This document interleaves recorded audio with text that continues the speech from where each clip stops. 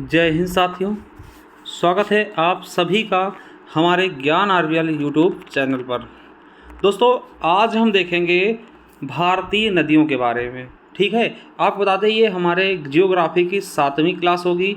ठीक है, इसके पहले हम बहुत कुछ देख चुके हैं। आज हमारा दोस्तों ये भूगोल में चैप्टर होगा भारतीय नदियाँ। दोस्तों, ये क्लासेस सभी एग्जाम्स के लिए इंपॉर्टेंट, चाहे वो यूपी पुलिस री एग्जाम हो, जूनियर असिस्टेंट, मतलब सबके लिए। ठीक है, तो दोस्तों शुरू करते हैं। उसके पहले कुछ चीज़ें बता दूँ आपको कि साथियों आप जाइए हमारे प्लेलिस्ट पर। जैसे ही साथियों प्लेलिस्ट पे जाएंगे, देखिए आपके लिए हमने भूगोल शुरू कर दिया है।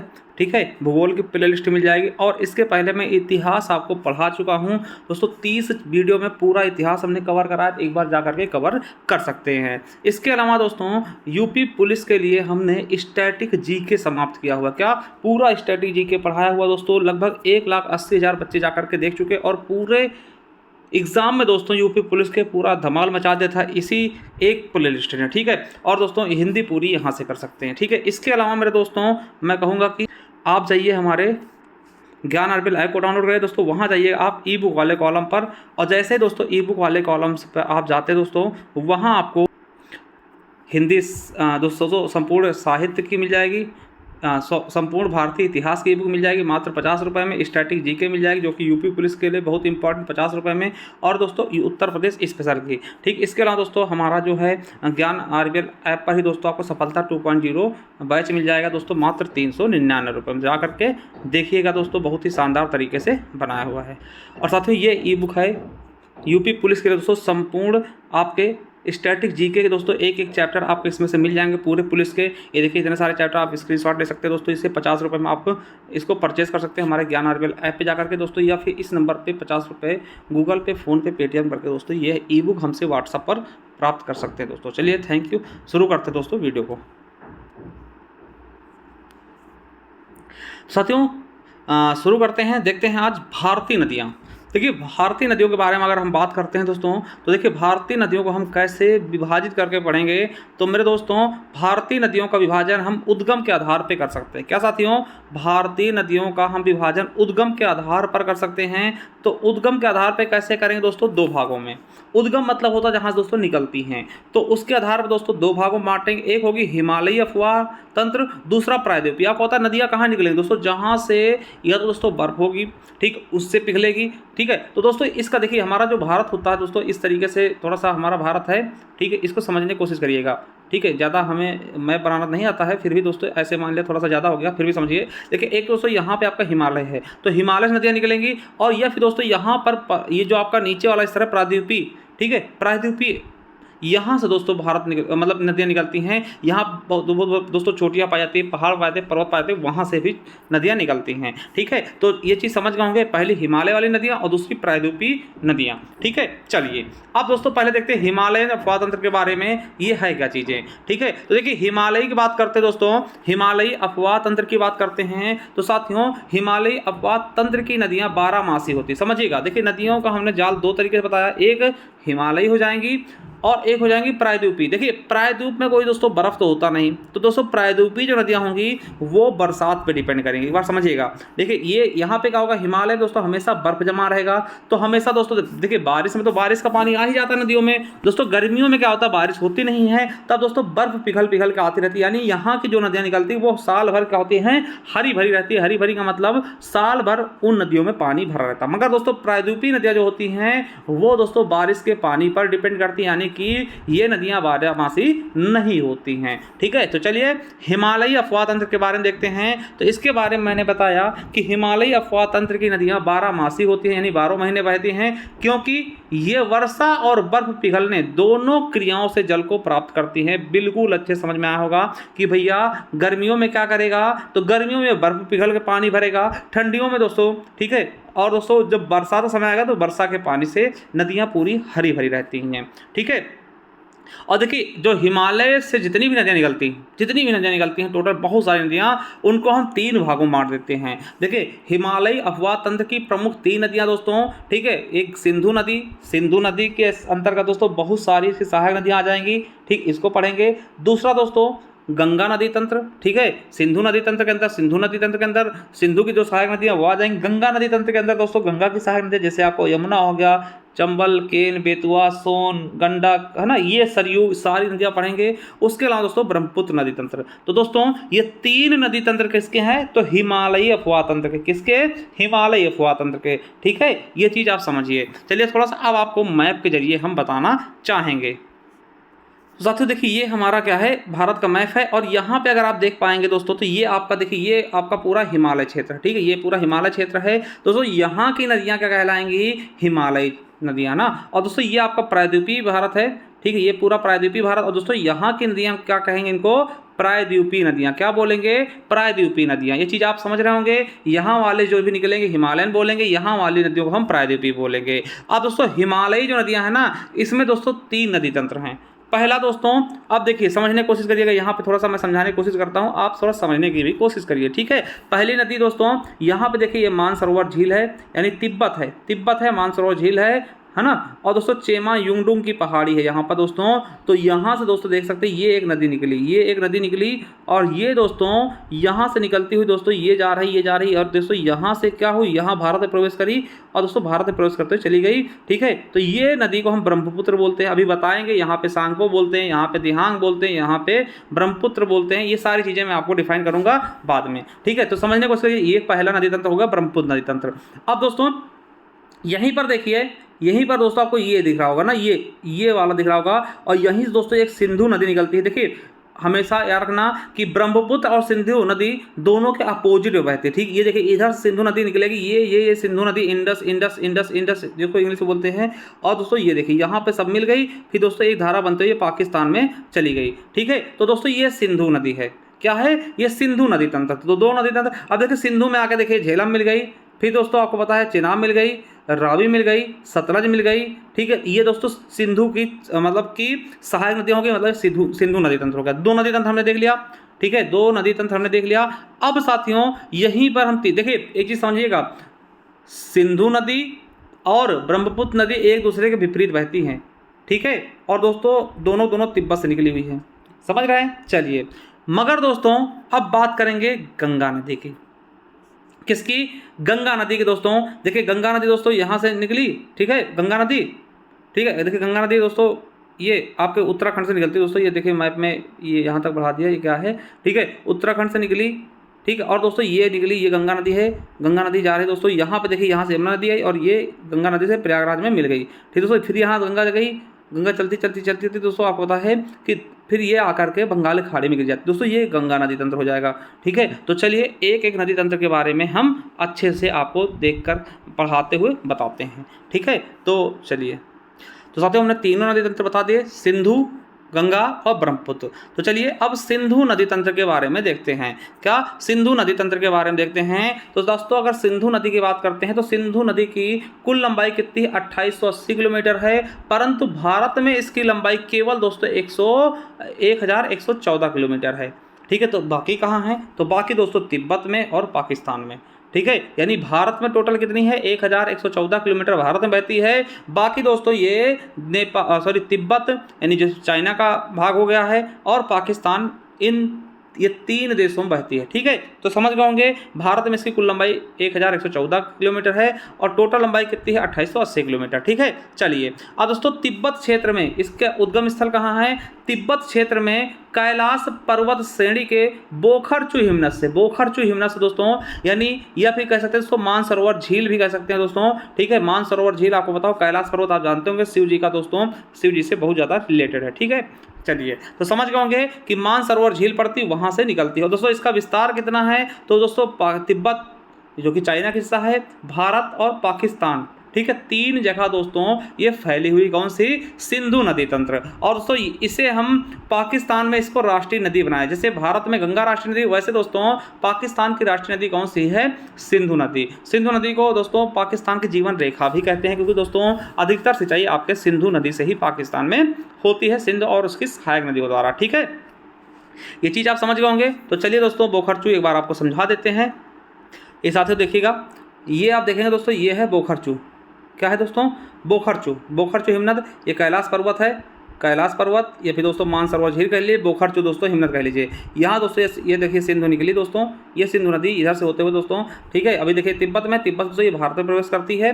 ठीक है, लद्दाख से ठीक है। और दोस्तों ये होते होते ये यहाँ से यहाँ को निकल आई पाकिस्तान में दोस्तों, यहीं से पाकिस्तान में प्रवेश कर गई, ठीक है। और दोस्तों ये जा करके यहाँ पे दोस्तों सारी, अब देखिए इसकी सहायक नदियाँ कौन कौन सी, देखिए ये झेलम आ गई दोस्तों, फिर चेनाब हो गई, रावी हो गई और सतलज हो गई, ठीक है। तो दोस्तों ये इसकी और ब्यास दोस्तों, ठीक, इसकी क्या है, ये सहायक नदी देखिए आके इसी में मिल गई और ये सारा सारा पानी इकट्ठा होकर दोस्तों अरब सागर में गिर जाती है। यानी आप समझ गए। तो कैलाश पर्वत से, ठीक है, कैलाश पर्वत तिब्बत कहाँ है, तिब्बत में है, ठीक है, मानसरोवर झील के पास से बोखरचू हिमनद से दोस्तों निकलती है सिंधु नदी, ठीक है। और सिंधु की सहायक नदियाँ भी हमने बता दी हैं, अब इनके बारे में केवल हम पढ़ेंगे, ठीक है। तो ये चीज़ें आप समझ गए होंगे दोस्तों कि इसको हम पाकिस्तान की राष्ट्रीय नदी भी कहते हैं। इसकी सहायक नदियाँ कौन कौन सी हैं दोस्तों, सतलज है, ठीक है। देखिए सिंधु की सहायक नदी कौन, सतलज है, ब्यास है, रावी है, चेनाब है, झेलम है, जास्कर है, नुब्रा है, श्योक है, गिलगित है, ठीक है। देखिए यहीं से सहायक नदियाँ पूछी गई आरआरबी जेई में और दोस्तों एनटीपीसी में भी पूछा गया, ठीक है। तो ये चीज़ों को याद रखना है, सिंधु की सहायक नदियों के नाम भी याद रखने हैं, ठीक है। चलिए आगे देखते हैं मेरे दोस्तों। अब देखिए आगे देखते हैं दोस्तों, एक सिंधु जल समझौता बहुत ज़्यादा इंपॉर्टेंट है, सिंधु जल समझौता। आपको पता है जब पाकिस्तान दोस्तों भारत से अलग हुआ तो दोस्तों पानी भी बांटा गया, क्या पानी भी बांटा गया, और इसको लेकर के दोस्तों सिंधु जल समझौता, यानी कि सिंधु और उसकी सहायक नदियों के बीच में जो जल बटा था, ठीक, उसको लेकर के दोस्तों एक संधि हुई जिसको दोस्तों हम सिंधु जल संधि बोलते हैं, ठीक है। सिंधु जल समझौता या सिंधु जल संधि बोलते हैं। 19 सितंबर 1960 को ये हुई थी, ठीक, डेट याद रखेंगे। देखिए यहाँ से क्वेश्चन आपके यूपीएसआई में एक एक क्वेश्चन पूछा गया, कहाँ पे हुआ ये भी पूछा गया, राष्ट्रपति कौन थे पाकिस्तान के ये भी पूछा गया, किसने कराया मध्यस्थता, तो विश्व बैंक ने कराया, ये क्वेश्चन तो समझिएगा ध्यान से, बहुत इंपॉर्टेंट, वेरी वेरी इंपॉर्टेंट है ये, ठीक है। तो सिंधु जल समझौता कब हुआ, 19 सितंबर 1960 को, किसके किसके बीच, तो भारत के प्रधानमंत्री नेहरू जी थे और पाकिस्तान के राष्ट्रपति दोस्तों अयूब खान के बीच। किसने करवाई मध्यस्थता, तो विश्व बैंक, वर्ल्ड बैंक बोल दिया, फिर विश्व बैंक ने दोस्तों करवाई थी। कहाँ हुआ समझौता दोस्तों, कराची शहर में। कहाँ पड़ता है कराची, तो आपको पता है पाकिस्तान में पड़ता है। यूपीएसआई में दोस्तों ये 4-5 क्वेश्चन पूछे गए, ठीक है, कि किसने करवाई, तो दोस्तों वर्ल्ड बैंक ने करवाई, विश्व बैंक ने करवाई। कौन था पाकिस्तान की तरफ से दोस्तों, वहाँ के राष्ट्रपति थे, और भारत की तरफ से प्रधानमंत्री नेहरू जी थे। कहाँ हुआ, कराची शहर में, ठीक। इसमें डिसाइड क्या हुआ, तो डिसाइड ये हुआ दोस्तों कि जो पूर्व की नदियाँ हैं 3, क्या पूर्व की जो नदियाँ हैं 3 कौन कौन सी, ब्यास, रावी और सतलज, इनका 80% पानी भारत यूज करेगा और 20% पाकिस्तान के लिए छोड़ देगा, ठीक है, समझिएगा। जो पूर्व की 3 नदियां आपसे पूछेगा, पूर्व की कौन सी नदियां दोस्तों भारत पानी यूज करेगा, तो ब्यास, रावी, सतलज, ठीक है, ब्यास, रावी, सतलज, इसका दोस्तों 80% पानी कौन यूज करेगा, भारत करेगा, बाकी दोस्तों पाकिस्तान के लिए छोड़ दिया जाएगा। और पश्चिमी नदियों के बारे में दोस्तों, पश्चिम की 3 नदियां सिंधु, चिनाब और झेलम, इनका 80% पानी यूज पाकिस्तान करेगा और 20% भारत कर सकता है, ठीक है। तो इस तरीके से दोस्तों इसका क्या हुआ था, समझौता हुआ था, ठीक है, समझ गए। ये दोस्तों बहुत इंपॉर्टेंट है आपकी परीक्षा के लिए। चलिए अब दोस्तों इनकी जो सहायक नदियां हैं जो इंपॉर्टेंट है उनके बारे में देखते हैं, क्योंकि यहाँ से क्वेश्चन आपके एग्जाम में आते हैं। पहला है झेलम। झेलम का दोस्तों प्राचीन नाम क्या था, वितस्ता। बहुत बार पूछा था कि दोस्तों इसका पुराना नाम क्या था, तो झेलम को दोस्तों हम वितस्ता के नाम से जानते हैं। कहाँ से इसका उद्गम हुआ, कहाँ से निकली झेलम, तो बेरी नाग झील दोस्तों जो कि कश्मीर में पड़ता है वहाँ से दोस्तों निकली है। और इस क्वेश्चन को दोस्तों एसएससी सीजीएल में पूछा गया है 2022 में कि झेलम नदी का उद्गम स्थल कहाँ है, तो बेरी नाग झील। इसी नदी किनारे से श्रीनगर दोस्तों इसी नदी किनारे बसा हुआ है। और इसकी सहायक नदियाँ कौन सी, देखिए झेलम की भी सहायक नदियाँ हैं, कौन सी, किशन गंगा, लिदार और करवेश, ठीक है। और याद रखना वेरी वेरी इंपॉर्टेंट कि दोस्तों झेलम नदी ही भारत और पाकिस्तान के बीच दोस्तों अंतरराष्ट्रीय सीमा का निर्धारण करती है। यानी झेलम नदी जो बहती है इसी से दोस्तों भारत और पाकिस्तान की सीमा का भी निर्धारण होता है, ठीक है। इस पर परियोजना दोस्तों तुलबुल परियोजना, ठीक है, तुलबुल परियोजना दोस्तों यार के बहुत इंपॉर्टेंट। और किशन गंगा, क्या, किशन गंगा दोस्तों और तुलबुल, ठीक है, तुलबुल परियोजना दोस्तों, ठीक है, ये दोस्तों बहुत इंपॉर्टेंट, तुलबुल परियोजना बहुत इंपॉर्टेंट है, पूछ लिया था, ठीक है। किस नदी पर है, झेलम नदी पर, ठीक है। किशन गंगा परियोजना कहाँ है, झेलम नदी पर, ठीक है। चलिए अब दोस्तों दूसरी सहायक नदी है जो इंपॉर्टेंट है, चिनाब। चिनाब को दोस्तों प्राचीन नाम क्या है, अस्किनी बोलते हैं। और दोस्तों याद रखिएगा ये सिंधु की सबसे बड़ी सहायक नदी है, मतलब जो इसकी कितनी भी सहायक नदियाँ हैं सबसे बड़ी सिंधु की सहायक नदी कौन सी है, चिनाब। जैसे दोस्तों गंगा की सबसे बड़ी सहायक नदी कौन सी है, यमुना है, वैसे दोस्तों सिंधु की सबसे बड़ी सहायक नदी कौन सी है, चिनाब है। और चिनाब का दोस्तों, चिनाब कहाँ से निकलती है दोस्तों, तो हिमाचल प्रदेश के बारालाचा दर्रा पड़ता है दोस्तों, वहाँ से निकलती है। ठीक है, बारालाचा दर्रे से निकलती है चिनाब नदी। अब चिनाब नदी की बात करें तो इस पर दोस्तों बगलीहार बांध बना, बहुत इंपॉर्टेंट। तो बगलीहार बांध कहाँ है? तो चिनाब नदी पर, जिस पर दोस्तों इसी दोस्तों बांध को लेकर के भारत और पाकिस्तान के मध्य विवाद चलता रहता है। नहीं, विवादित बांध है दोस्तों, याद रखेंगे, बहुत इंपॉर्टेंट। बगलीहार कहाँ है? चिनाब पे। ठीक है, चिनाब पे दोस्तों बगलीहार बांध बना हुआ है। ठीक है, और एक क्वेश्चन दोस्तों आपके आरआरबी एनटीपीसी में पूछा गया 2021 में कि अखनूर का किला दोस्तों किस नदी किनारे है? तो दोस्तों चिनाब नदी किनारे। क्या? चिनाब नदी किनारे दोस्तों। ठीक है, और दोस्तों परियोजना की बात कर लें, कौन कौन सी परियोजना स्थित है चिनाब नदी पर? तो दुलहस्ती और बगलीहार। क्या बगल वाले दोस्तों हंस नहीं पाते? क्या बगल वालों की इतनी हस्ती नहीं कि चिनाब के पास जा सके ना, ऐसे कुछ करके याद कर लीजिएगा। और सलाल, ठीक है, सलाल दोस्तों परियोजना ये पूछा गया था आपके कंबाइंड टेक्नीशियन। तो दोस्तों बगल से देखिए, बगल वाले यानी आपके पड़ोसी है ना, उनकी दोस्तों सलाल, उनकी दोस्तों उनका लाल जो है वो दोस्तों हंस नहीं पाता, किस लिए? क्योंकि दोस्तों चिनाब, ऐसे कुछ करके दोस्तों इसको मिला करके आप याद करिएगा बहुत अच्छे से दोस्तों। ये तीनों परियोजनाएं आपके लिए बहुत ज़्यादा इंपॉर्टेंट हैं। ठीक, दुलहस्ती, बगलीहार और सलाल परियोजना, 3 परियोजना दोस्तों याद रखिएगा। अस्करी किसको बोलते हैं? चिनाब को। ठीक है, वेरी वेरी इंपॉर्टेंट। चलिए अब दोस्तों अगला है व्यास, जिसको हम विपाशा बोलते हैं। विपाशा मतलब विपाशा बसु नहीं दोस्तों, व्यास का पुराना नाम क्या है? विपाशा है। ठीक है, ये दोस्तों रोहतांग दर्रे के निकट व्यास कुंड से निकलती है। हिमाचल प्रदेश में दोस्तों पड़ता है व्यास कुंड, इसीलिए इसका व्यास नाम हो गया। ठीक है, और याद रखना दोस्तों, ये सिंधु नदी की एकमात्र सहायक नदी है जो कि दोस्तों भारत में ही निकलती है और भारत में समाप्त होती है। ठीक है, यानी सिंधु की जितनी भी सहायक नदियां हैं उनमें दोस्तों ये एक ऐसी नदी है जो कि भारत से निकल करके दोस्तों भारत में ही दोस्तों समाप्त हो जाती है दोस्तों, याद रखेंगे। और ब्यास नदी पर दोस्तों पोंग परियोजना और हरिके बांध बना हुआ, इंपॉर्टेंट है, पोंग परियोजना इंपॉर्टेंट है। चलिए अगला क्वेश्चन, रावी नदी दोस्तों, रावी की बात करते हैं, इसका नाम है परसड़ी दोस्तों। ठीक है, इसका पुराना नाम क्या है? परसड़ी। ठीक है, और इस नदी का उद्गम हिमाचल प्रदेश के कुल्लू की पहाड़ियों के रोहतांग दर्रे के समीप से होता। कहां से? रोहतांग दर्रे के पास से निकलती है रावी नदी। ठीक है, और इस पर दोस्तों चमेरा परियोजना स्थित दोस्तों, ये आपके वीडियो में पूछा गया, और थीन बांध बना हुआ है। ठीक है, चमेरा परियोजना और थीन बांध कहाँ है? तो रावी नदी पर। ठीक है, चलिए बात कर लेते हैं दोस्तों सतलुज नदी पर। सतलुज नदी जिसका नाम क्या है दोस्तों? सतुद्री, पुराना नाम क्या है? सतुद्री दोस्तों। और याद रखेंगे ये कहां से निकलती है दोस्तों? तो ये मानसरोवर के निकट दोस्तों राकसताल झील से निकलती है। मानसरोवर के पास से राकसताल झील पड़ता है, वहां से निकलती है। और भारत में कहां पर? देखिए तिब्बत से निकलती है ना। और भारत में कहां से भारत में प्रवेश करती है दोस्तों? भारत में किस दर्रे से प्रवेश करती है दोस्तों? सिपकिला दर्रे, मोस्ट इंपॉर्टेंट है।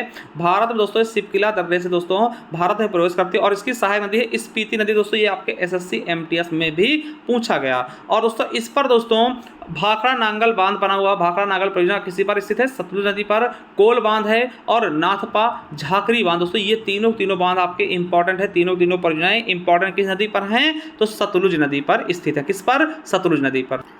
चलिए तो ये समझ गए होंगे दोस्तों, सतलुज नदी के बारे में बहुत ही शानदार तरीके से पढ़ चुके होंगे। ठीक है, ये दोस्तों आपका सिंधु नदी तंत्र दोस्तों, ये आपके लिए जो इंपॉर्टेंट है दोस्तों, ये आपका पूरा हमने समाप्त कर दिया है। चलिए इसके बाद दोस्तों इसी वक्त हम ब्रह्मपुत्र नदी अपवाह तंत्र देख लेते हैं, यानी कि जो दूसरा अपवाह तंत्र है दोस्तों हिमालयन का ब्रह्मपुत्र। ठीक है, तो ब्रह्मपुत्र अपवाह तंत्र भी हम आपको अच्छे से समझा देते हैं। चलिए देखिए ब्रह्मपुत्र की बात करते हैं। मैं पहले बता चुका हूं दोस्तों कि ब्रह्मपुत्र और सिंधु नदी दोनों एक दूसरे अपोजिट निकलती हैं। ठीक है, याद रखिएगा ब्रह्मपुत्र नदी मानसरोवर झील के निकट चेंग युंगडुंग है ना, चेंग युंगडुंग या फिर चेमा युंगडुंग, कुछ भी दोस्तों ये चाइनीज नाम है, कैसे भी याद कर लो। ठीक है, चेमा युंगडुंग के ग्लेशियर तिब्बत से निकलती दोस्तों, ये आपके एग्जाम में पूछा गया RRB NTPC 2021 में।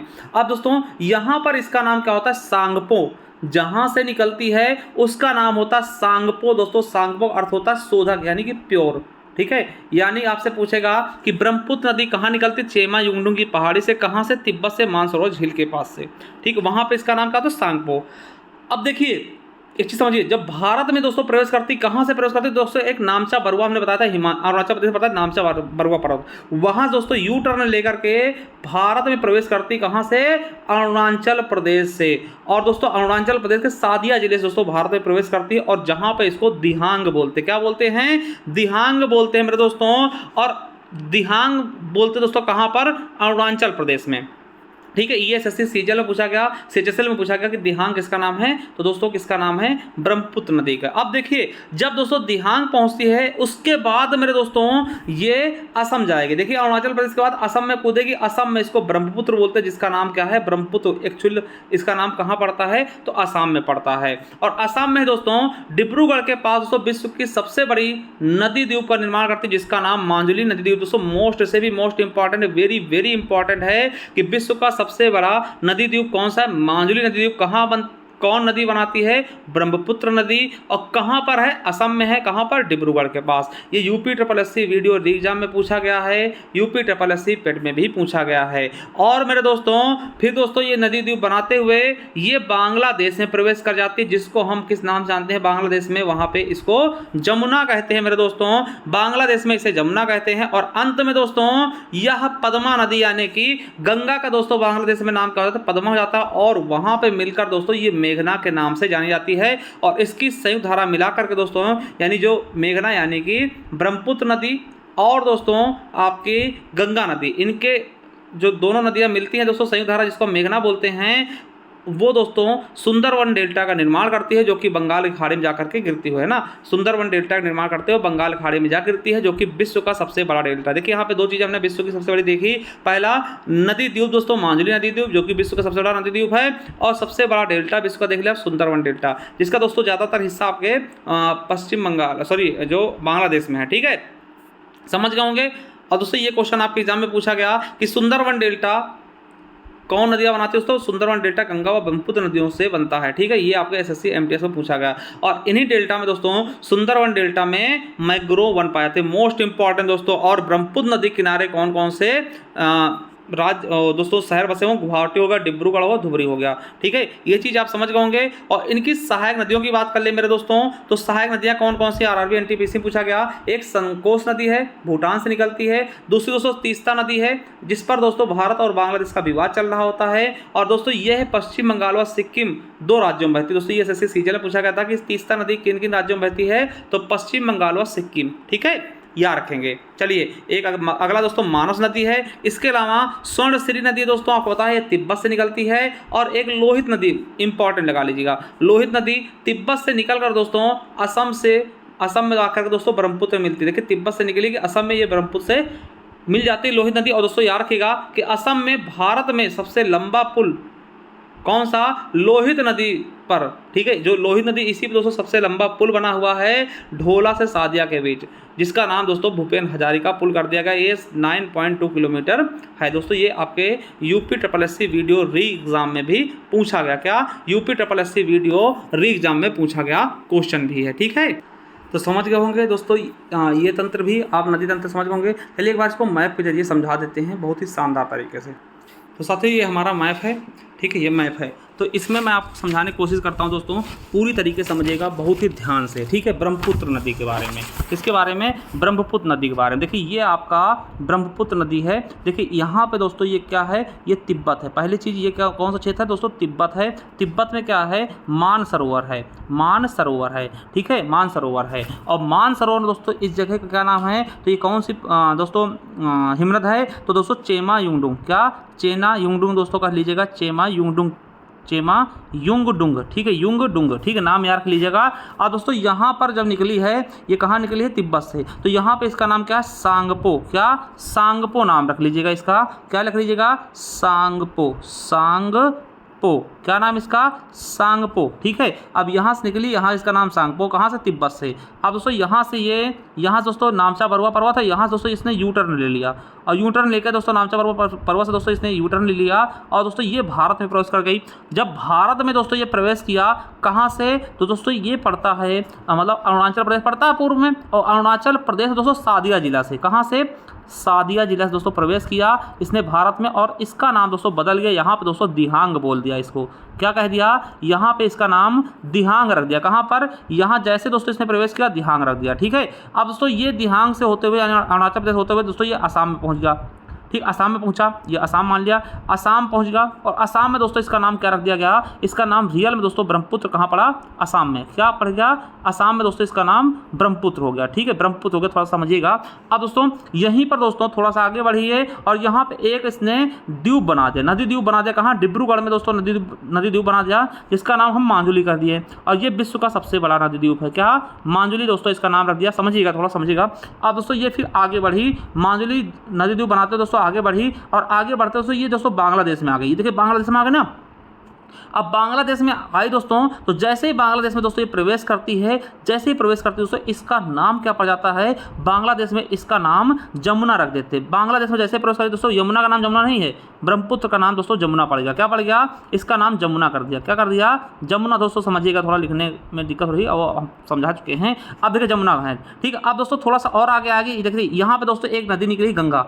अभी गंगा के बारे में बाद में पढ़ेंगे। गंगा नदी आई, इसका नाम गंगा है, गंगा ये आएगी गंगा। और दोस्तों जैसे ही दोस्तों ये गंगा ना, गंगा दोस्तों कहाँ प्रवेश करती है, आपके दोस्तों बांग्लादेश में जाती है, तो बांग्लादेश में इसका नाम बदल जाता है। इसको दोस्तों क्या बोलते हैं, पद्मा बोलते थे। गंगा का नाम बांग्लादेश में तो पद्मा है, पद्मा। ठीक है, और दोस्तों इधर से कौन आई, जमुना नाम की। जमुना नाम किसका था, ब्रह्मपुत्र का। कहाँ जमुना नाम है, तो दोस्तों बांग्लादेश में इसका नाम जमुना है। दोस्तों दोनों मिल गई धारा, एक धारा बना दी। इसका नाम जो मिल गई धारा ना, इसका नाम फिर मेघना पड़ गया। यानी कहते हैं आपसे कि मेघना पड़ गया। मेघना नाम किसका है, दोस्तों ब्रह्मपुत्र और गंगा दोनों नदियों का संयुक्त धारा नाम क्या होगा, मेघना। और तो यहीं पर दोस्तों इसने क्या बना दिया, सबसे बड़ा डेल्टा, विश्व का सबसे बड़ा डेल्टा बना दिया। कौन सा, सुंदरबन डेल्टा। इसके बाद दोस्तों ये अरब बंगाल की खाड़ी में जाकर के गिर गई। देखिए इतना लंबा सा हमने बताया है, एक बार समझने की कोशिश करिए। पहले दोस्तों जहाँ निकली इसका नाम सांगपो था, यहाँ दोस्तों बढ़ी दोस्तों, इसके बाद यहाँ पहुँची। यहाँ दोस्तों नामचा पर्वत से दोस्तों यूटर्न लेके अरुणाचल प्रदेश सादे जिले से प्रवेश करती, जहाँ पर इसका नाम दिहांग हो जाता है।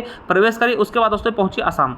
असम में दोस्तों पहुँची दोस्तों दिहांग से इसका नाम बदल के ब्रह्मपुत्र हो गया। और ब्रह्मपुत्र पढ़ते दोस्तों इसने क्या किया, मांजुली द्वीप बनाते दोस्तों, कहाँ पर, असम के डिब्रूगढ़ में, जो कि विश्व का सबसे बड़ा है ना द्वीप था, नदी द्वीप था। ठीक, उसके बाद दोस्तों ये टहलते हुए मजे करते हुए दोस्तों पहुंची बांग्लादेश। बांग्लादेश में दोस्तों इसको लोगों ने इसका नाम जमुना रख दिया। क्या बोला भैया, जमुना आ गई। किसका नाम जमुना, तो बताइएगा ब्रह्मपुत्र का नाम जमुना पड़ेगा। और जमुना पढ़ते दोस्तों यहाँ से इधर से गंगा दोस्तों लहराती हुई आई और मिल गई दोनों। जैसे दोस्तों मिली गंगा का यहाँ नाम पद्मा था और जैसे दोस्तों मिली इसका नाम मेघना रख दिया। दोनों मिल गई, दोनों का नाम मेघना रख दिया। दोनों नदियाँ एक पास मिली जिनका नाम मेघना पड़ गया और सो मेघना चल करके एक दोस्तों क्या बनाई, सुंदरबन डेल्टा बनाई। सुंदरबन डेल्टा बनाई जो कि विश्व का सबसे बड़ा डेल्टा है, जिसका दोस्तों कुछ भाग भारत में और कुछ भाग कहाँ है, ज़्यादातर भाग आपके बांग्लादेश में है।